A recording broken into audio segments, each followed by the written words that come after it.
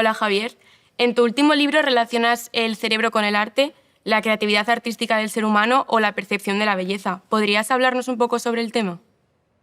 Pues la creatividad artística no cabe duda que surge del cerebro. El tema es que no sabemos por qué el arte o la belleza produce un placer intelectual al que observa una obra de arte, por ejemplo, y el artista. ¿Por qué todo lo que hace el ser humano tiene un toque de estética, de belleza, ¿no? O sea, necesitamos, no sé, cuando te vistes, cuando en tu casa tienes unas decoraciones, una serie de necesidades estéticas, de belleza, que no tenemos explicación porque no sirven para la supervivencia del individuo. Eso no vale para nada. El por qué no lo sabemos. Lo que sí sabemos es que la percepción está relacionada en muchas partes del cerebro. No es una zona del cerebro que diga aquí se percibe el arte ni nada, ¿no? Sino que son múltiples regiones. Pero claro, es un gran misterio el para qué, por qué tenemos esa necesidad de la belleza. Decía Confucio, le preguntaban que por qué compra arroz y flores. Y decía, compro arroz para poder vivir y flores para tener algo por lo que vivir, ¿no? Entonces, claro, esa expresión tan bella de la necesidad de la belleza para el ser humano es extraordinaria. Lo que no estoy seguro, pues no estamos seguros de que si también los animales tienen también una cierta percepción de la belleza, ¿no? De la estética. Por ejemplo, en los animales, para aparearse, pues trata de atraer a la hembra o al macho, pues a veces es con colores, con objetos, y de hecho se piensa que nuestra capacidad de percepción de la belleza viene a lo largo de la evolución, ¿no? Y cuando uno piensa cómo surge esto, pues también es impresionante.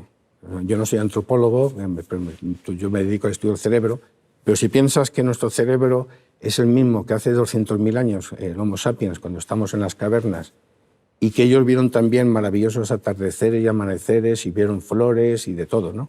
Pero como no tenían la capacidad del lenguaje ni la capacidad de abstracción que lo que fue avanzando a lo largo del tiempo, ellos no pudieron percibirlo, pero no pudieron manifestar, ¿no? No lo pudieron manifestar porque no existía, incluso mucho menos aún, el lenguaje articulado, ni tampoco la escritura. La escritura se ha inventado hace poco, hace unos 10.000 años más o menos empezó.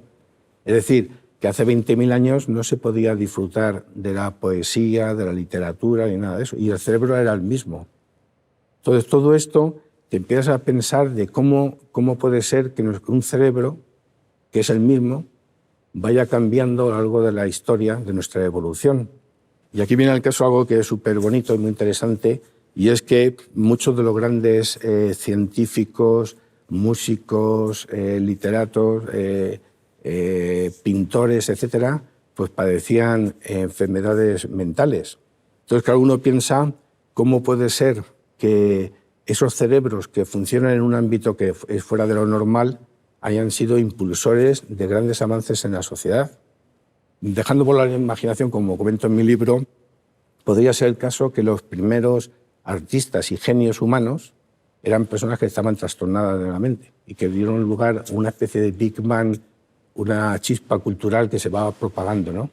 Porque al final, si pensamos en todo esto, te hace falta siempre un antes. Hay un antes. Tú no naces siendo un genio o siendo un gran pintor. Te hace falta un maestro, una educación. Por eso hablaba antes de la educación.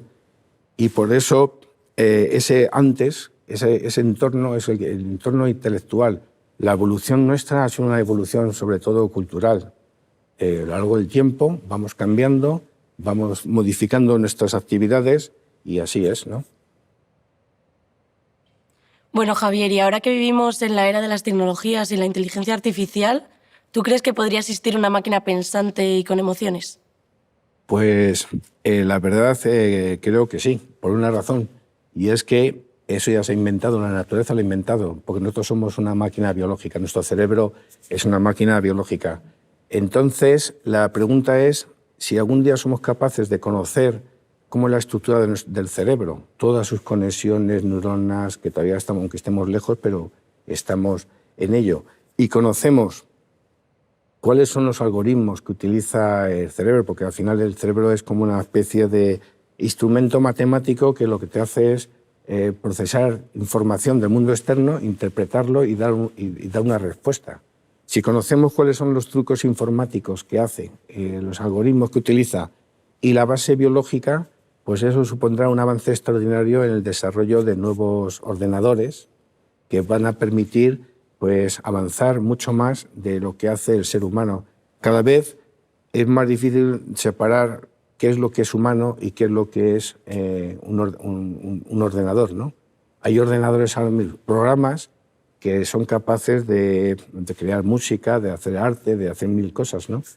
Y lo que hacemos el ser humano, que somos muy inteligentes, enseñamos a las máquinas algoritmos, programas, para hacer cosas que hacemos nosotros, pero mucho mejor y más rápido. Enseñas a una máquina a sumar, a multiplicar y lo hace mucho mejor que tú.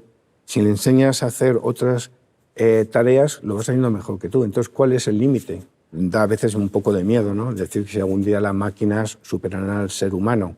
Y siempre ha sido un debate a lo largo de la historia de hasta qué punto será posible. Entonces, la cuestión es si somos capaces de hacer un cerebro igual que es el cerebro humano, ¿tendrá ese cerebro capacidad de... será sintiente, se sentirá? O sea, ¿tendrá esas propiedades que tenemos nosotros de íntimas de nuestro propio cerebro, de nuestra vida interior? ¿Va a tener también un ordenador? ¿Será posible? O sea, ¿se puede plantear eso científicamente? Y la respuesta es sí. El crear un circuito en un ordenador lo que te hace es comprender mejor cómo funciona el cerebro. Pero vamos, la naturaleza lo ha inventado ya, nuestro cerebro.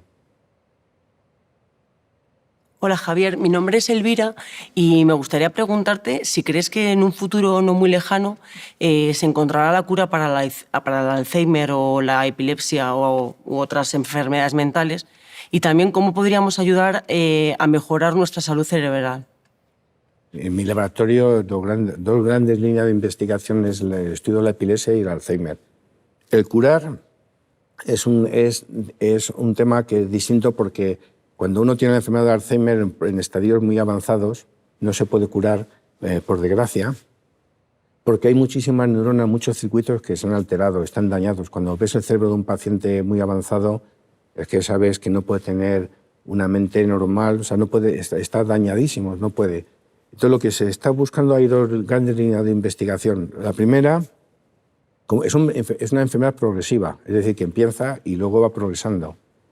Entonces, el primero es cómo puedes parar el progreso de la enfermedad, que eso sí que es factible. Si conocemos cómo se produce, vamos a ver cómo lo paramos, ¿no? Y hay otra línea de investigación, es cómo detectas tú que tienes la enfermedad de Alzheimer, cómo empieza.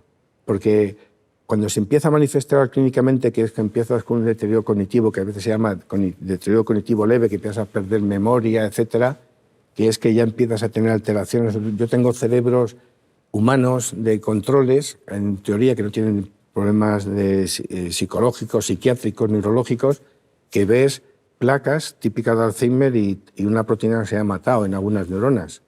Y sin embargo son individuos normales, ¿no? Que no tienen ninguna alteración. Y la pregunta es, ¿cuáles son las alteraciones de los circuitos necesarias para que dé lugar a ese deterioro cognitivo? Y cuando ves que ya ha empezado, ¿cómo lo puedes parar? Y yo soy muy optimista porque eso seguro que se va a conseguir. Entonces tenemos que conseguir parar la enfermedad, y para conseguir eso nos hace falta investigar sobre el cerebro. Pero no solamente el de Alzheimer, sino el cerebro normal, para ver cómo está formado. Si yo no sé cómo es un cerebro normal, no sé cómo se altera con la enfermedad, porque la población general no medita sobre la importancia que tiene el estudio del cerebro. Pero si pensamos que nosotros somos el cerebro y la esencia de nuestra humanidad, que somos nuestro cerebro, solamente ya por eso sería maravilloso, importantísimo estudiar el cerebro, es conocernos a nosotros mismos. Ahora, si explicas que las alteraciones del cerebro producen enfermedades tremendas como es el Alzheimer, la depresión, la enfermedad de Parkinson, epilepsia, se comprende más, ¿no? Y eso es lo que estamos haciendo, intentar estudiar, y como cada vez vamos más rápido, yo creo que en un futuro no muy lejano vamos a ser capaces de poder parar estas enfermedades, ¿no? La enfermedad de Alzheimer. Buñuel decía que padeció la enfermedad, que no era nada más horrible que ir perdiendo la memoria a retazos. Poquito a poco vas perdiendo, un día desconoces, empiezas ya no conocer a tu familia y al final ni a ti mismo. Es una enfermedad horrorosa. Y hay veces he visto a pacientes que les hablan y dicen, no, si no se entera de nada, y se pone a lo mejor a llorar de repente, porque a lo mejor quiere expresar algo, pero no puede. No puede porque le falta ese circuito, pero sí lo siente. Hay que tener mucho cuidado y hay que saber conocer mejor la enfermedad y tener más, no sé, saber de qué estamos hablando, ¿no? Que es tremendo, claro. Buenas, Javier. Soy Víctor. ¿En qué se diferencian y se asemejan el cerebro humano del animal? Eso es otra de las grandes preguntas de la neurociencia. Muchos compañeros proponen que la mayor diferencia es la complejidad. Nuestro cerebro es más grande, más complejo, más neuronas, más capacidad de computación, de todo esto, ¿no? Y luego, pero hay otros grupos de otros científicos, entre los cuales nosotros lideramos ese tipo de visión, y es que el cerebro humano tiene neuronas que son únicas y que probablemente esas neuronas hagan que sea nuestro cerebro único. Pero eso no quiere decir, una vez más, que nuestro cerebro sea mejor que el de otros animales. Cada cerebro de cada animal es único. Si estudias el cerebro de un perro, de una jirafa, de un ratón, tiene estructuras que son únicas. Cada cerebro es un mundo mental. Muchas veces piensas que el mundo, la mente, somos nosotros y los demás nada. Los animales pues, son como seres autómatas, como una especie de muñecos, ¿no? Pues ellos tienen cerebro y tienen sensaciones, sufren, padecen. Y empezando con la retina, o sea, el ojo, llegando al tálamo, que son distintos en un perro, en el hombre, en el gato, etc., la información que le llega al cerebro es distinta. Entonces el mundo mental es distinto. Pero al mismo tiempo tenemos muchas cosas que son comunes. Por ejemplo, como es la empatía, la ternura. Por ejemplo, hay estudios preciosos de orangutanes que cuidan de un perro que ha sido abandonado y que estaba deprimido y al cuidarle pues, se sienten mejor. Porque durante muchos años hubo experimentos con el chimpancé, que es el animal más próximo a nosotros.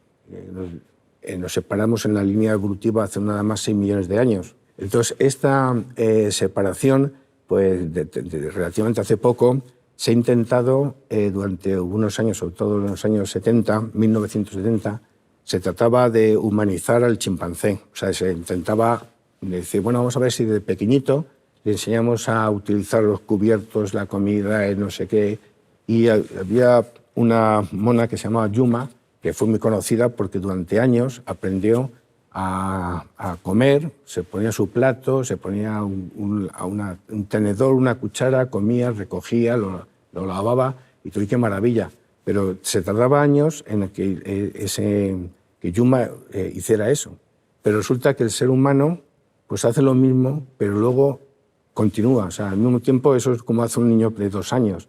Pero luego a partir de ahí empiezas a tener una serie de características que es increíble cómo nuestro cerebro es capaz de hacer lo que hace nuestro cerebro, ¿no? Y es el único animal que lo hace. Entonces la pregunta es, cuando tú estudias el cerebro de un ratón o de un chimpancé o del ser humano y lo miras por el microscopio, a simple vista no ves nada distinto. Y muchas veces piensas que es más fácil creer que todo es igual, los circuitos son todos los circuitos, las conexiones, el cableado es lo mismo, pero que te cambia es el tamaño. Pero cuando vas más a fondo, pues te das cuenta que hay células que de repente yo cuando empecé a estudiar el cerebro, que estaba con ratas y ratones, yo estaba influenciado también por la idea esta de que todo es igual, pero más grande, ¿no? Que nuestro cerebro es como un cerebro de ratón muy grande. Y eso es maravilloso desde el punto de vista científico porque puedes analizar ratoncitos y luego extrapolarlo al ser humano. Pero resulta que no es así. Que resulta que en el cerebro humano hay células que son únicas. Igual que en el ratón, como decía antes, ¿no? Y la pregunta es cómo, ¿y eso cómo influye en lo que somos? No lo sé, pero lo que sí sabemos es que somos distintos. Pero el perro es también distinto a nosotros y entre otras especies. Y ellos tienen su mundo, ellos ven, perciben, porque también otra cosa que es importante recalcar, que no existe ninguna realidad. Lo que existe es una interpretación del mundo externo. Si aquí tuviéramos una abeja o otro animal, lo que vería aquí es absolutamente distinto. Ve a lo mejor rayos infrarrojos, ve colores, o vería a lo mejor como fosforescentes, y su mundo es ese. Para nosotros es lo que vemos aquí. Pero todo esto es nuestro cerebro que te puede también engañar, en el sentido que te puede hacer una interpretación errónea de lo que tú estás viendo, ¿no? O sea, no hay una realidad, hay una interpretación del mundo. Y esa interpretación es distinta para cada cerebro. Hay tantos mundos mentales como cerebros. Entonces, yo he estudiado la jirafa por casualidad, porque estudiamos especies exóticas. Quería estudiar las células corticomotoras que van a la médula espinal, como son larguísimas. Digo, pues las neuronas esas que proyectan la médula las vas a ver casi cogerlas con la mano. Entonces, lo que hicimos era cortar todo el cerebro para ver dónde están esas células gigantescas, supuestamente gigantescas. Y empezamos a ver que la estructura del cerebro tenía unas cosas rarísimas, pero raras, de estas que empiezan a aparecer unos grupos de células que nunca lo habíamos visto en ninguna otra especie. Entonces me pregunto, ¿no? ¿Y por qué? Y dice, pues porque es una jirafa. Y claro, ¿qué piensa una jirafa? ¿Qué es lo que tiene? Pues no lo sabemos. Eso no se puede saber. Tú no sabes lo que está pensando.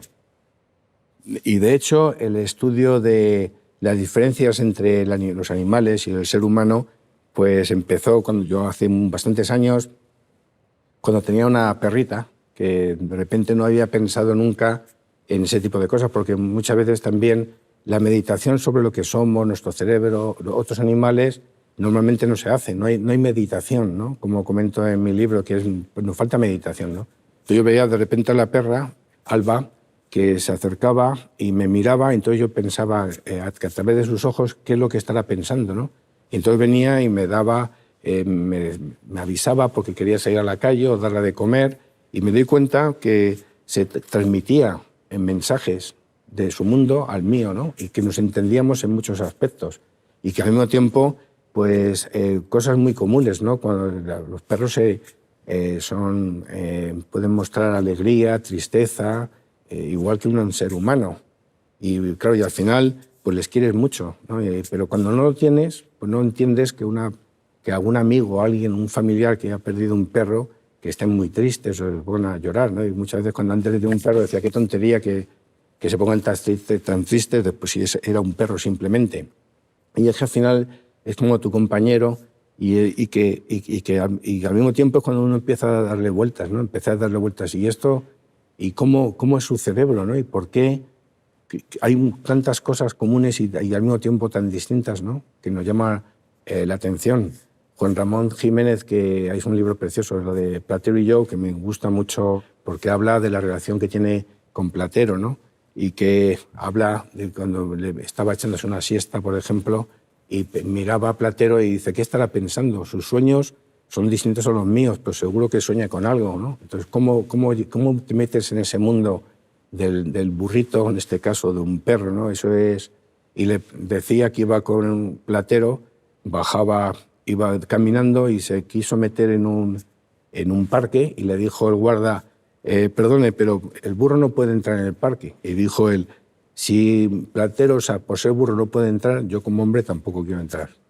Y así quedó. Muy bonito. Bueno, Javier, sabemos que has colaborado con la NASA para estudiar cómo afectan los viajes espaciales al cerebro. ¿Qué nos puedes contar sobre ello? Pues la verdad que eso fue una colaboración con la NASA que fue también apasionante, una maravilla. Participamos en un proyecto que se llamaba Neurolab y que surgió como un mandato de George Bush, el padre, en la década de 1990 declaró la década del cerebro. Entonces la NASA dijo, bueno, vamos a hacer un experimento que le vamos a llamar Neurolab y es para estudiar cómo los efectos de los vuelos espaciales sobre el sistema nervioso, pensando en los futuros viajes espaciales, cómo la gravedad, la falta de gravedad o los vuelos espaciales afectan a... Claro, a mí me acuerdo que me llamaron y me dijeron, oye, Javier, ¿quieres participar en un estudio de la NASA sobre el cerebro? Dije yo, por supuesto que sí, no sé para qué, pero bueno, dije yo al principio, encantado. Y luego ya empezando a pensar por qué era interesante, ¿no? Y tuvo una importancia histórica fundamental para también la neurociencia, porque durante el vuelo espacial, de que era la nave que se llama Columbia, fueron 12 preparaciones de Cajal y 8 dibujos, o 9 dibujos, ¿no? En homenaje a Cajal. Y entonces los astronautas, durante el vuelo espacial, sacaron los dibujitos y dijeron, pues, Esto se lo dedicamos a Santiago Ramón y Cajal como el padre de la neurociencia moderna, porque era una especie de arca de Noé que fue al espacio para estudiar el efecto de los vuelos en diversos animales. Había peces, grillos, y yo estudiaba las ratas. Ratas que tenían, cuando fueron al espacio, 14 días, y cuando regresaron, eran 15 días después, 16 días, era ver cómo es el efecto de los vuelos espaciales en estos animalitos, ¿no? Era 14 días y qué importancia podía tener. Y resulta que el cerebro de las ratas, la maduración, que el ser humano tarda varios años, hasta los 20 y tantos años, siguen madurando, en las ratas pues tiene lugar aproximadamente en un mes y medio más o menos ya madurado. Es como si tú enviaras a un niño que tiene 6 años o 7 y está en el espacio durante 10 años, ¿no? Y era ver cómo el vuelo espacial afecta. Y cada uno piensa, y dice, ¿por qué esto? Pues resulta que a lo largo de la evolución, nuestro cerebro, hemos evolucionado dentro de lo que es la Tierra, la gravedad y las condiciones cósmicas y todo lo que hay en la Tierra. Ahora mismo no nos damos cuenta, pero la gravedad está constantemente funcionando en nuestro cerebro, nuestro cuerpo se da cuenta que estamos sentados. Y esto es porque la fuerza de gravedad. Entonces, estamos adaptados a la gravedad y a muchísimas otras cosas. Y la pregunta es, ¿y qué pasa si tú estás en un entorno distinto? ¿Y por qué te preguntas eso? Porque por el tema de la plasticidad que he hablado antes, el cerebro se adapta a las nuevas circunstancias. Y las ratas que estudiamos, pues una parte del cerebro que se llama en inglés hindlimb, que es la parte trasera de la rata, que está relacionada con los músculos antigravitatorios, o sea, de la parte trasera de las ratas. Entonces, como están volando, la llamamos ratas voladoras. Si veis un vídeo, están las ratas volando por la nave, bueno, en sus jaulas, pero volaban, vamos, estaban. Y entonces, ahí les falta esa información sensorial que llega al cerebro diciendo, oye, que estoy apoyado en el suelo. Eso no lo tenían. Entonces, lo que quisimos estudiar es esa zona del cerebro donde llega esa información, como ya no estaba, cómo afecta, y en esas condiciones también de los vuelos espaciales. Y vimos que había cambios permanentes en los circuitos. ¿Y eso es bueno o malo? Pues no lo sabemos. Lo que sí sabemos que eso es una adaptación al nuevo medio. Y ahí entonces viene una gran pregunta, y es, en los próximos milenios, cuando el ser humano comience a colonizar el espacio, es posible, basándose en la evidencia científica de la evolución y en estas posibilidades de que cada vez sea más posible lo que es el poder colonizar otros mundos, pues es probable que el Homo sapiens, nosotros, se transformará a lo largo de los milenios en un Homo sapiens spati, el hombre sabio del espacio, porque se va adaptando en esos mundos extraterrestres a estas nuevas circunstancias. Es posible que en un futuro, después de milenios y después de ir colonizando el espacio, surgirán muchas especies, nuevas especies que tienen un origen humano y que su cerebro pueda ser distinto. Dentro de poco posiblemente se formen las primeras colonias en la Luna, luego será Marte, y dentro de 1000 años, que muchas veces preguntan, oye, ¿es posible hacer esto? Y digo, yo a lo mejor no lo veo. Pero es que en 100 años hemos ido tan rápido, tan bestialmente rápido, que ¿por qué no? O sea, dentro de 1000 años a lo mejor estamos aquí los dos flotando, ¿no? Sin hablar, simplemente a través de unos circuitos. No lo sé, ¿no? Muchas veces la ficción, como antes comentaba, de crear un ordenador, una máquina sintiente o pensante, que era prácticamente imposible pensar, que de hecho se pensaba que el tener una máquina que ganase un gran campeón, a un maestro del ajedrez, sería la primera demostración de que las máquinas podían superar al ser humano. Y esto ocurrió con Kasparov, si recordáis, que fue un gran maestro. Jugó unas partidas, un torneo con el IBM, un ordenador que se llama Deep Blue, que nosotros empezamos con el Blue Brain por este tipo de estudios, y que el primer torneo lo ganó la máquina. Pero un año después, en 1997, hicieron unos nuevos programas y ganó a Kasparov. Y ahora mismo pues casi te puedes comprar una maquinita de nada y gana cualquier campeón de ajedrez, pero aquel tiempo era lo más de lo más, ¿no? Entonces, cada vez vamos progresando más y más y más. Toda la ficción se va transformando en realidad.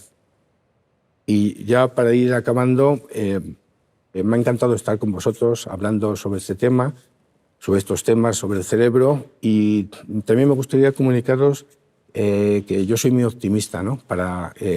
Sobre el avance del estudio del cerebro. De hecho, cada vez somos más los científicos y mejor organizados, gracias a los proyectos interdisciplinares.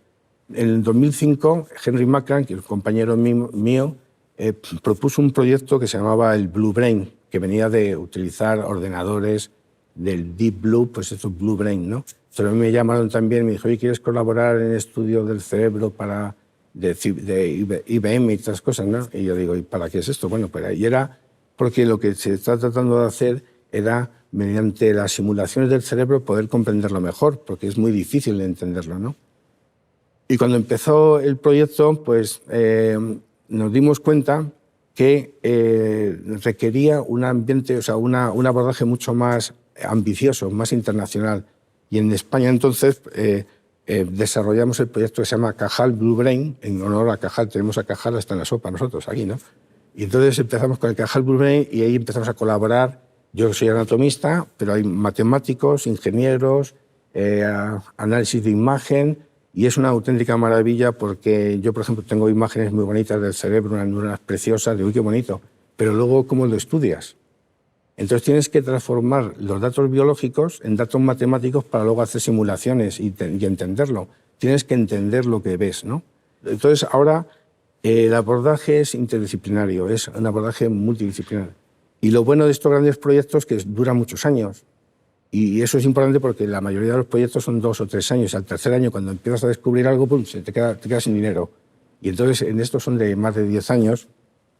Y gracias a este proyecto Cajal Blue Brain, creamos un laboratorio en el Centro de Tecnología Biomédica entre la Universidad Politécnica y el Instituto Cajal, que se llama Laboratorio de Cajal de Circuitos Corticales, que tengo unas máquinas, vamos, que jamás había soñado yo tener y que podemos estudiar el cerebro humano con un nivel de resolución increíble. Y lo que vemos, pues vemos cosas maravillosas y luego al final, ¿y ahora cómo lo analizo? Entonces, como no hay programas para analizarlo, tienes que trabajar con ingenieros informáticos, matemáticos.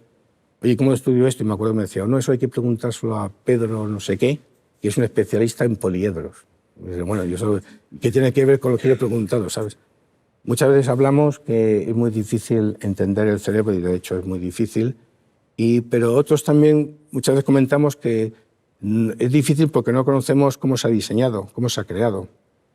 Si lo supiéramos, a lo mejor sería muy fácil. Y muchas veces en mis conferencias pongo un acordeón que está formado, por ejemplo, por 1.200 piezas y ves todas las piezas, un cable, mil y pico elementos, y dices, ahora coges todo esto y haces una máquina que produzca un sonido. Y que además ese sonido no sea el mismo siempre, sino que lo puedes modificar. Cómo funciona cada uno de los elementos y luego cómo funciona como un todo, ¿no? Y eso es súper difícil.